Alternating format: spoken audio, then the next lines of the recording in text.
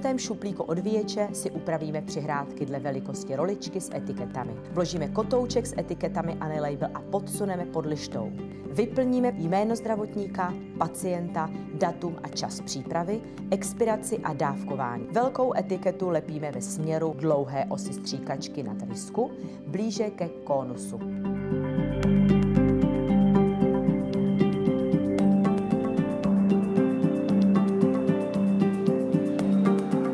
Etiketu na hadičku lepíme paralelně s hadičkou.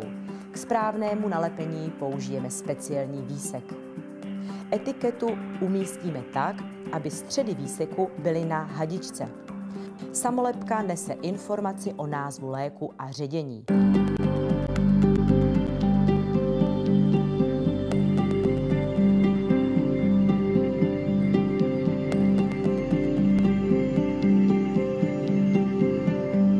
Malou etiketu lepíme na opačnou stranu, než je ryska. Nelepíme přes rysku ani cirkulárně. Text by nebyl dobře čitelný.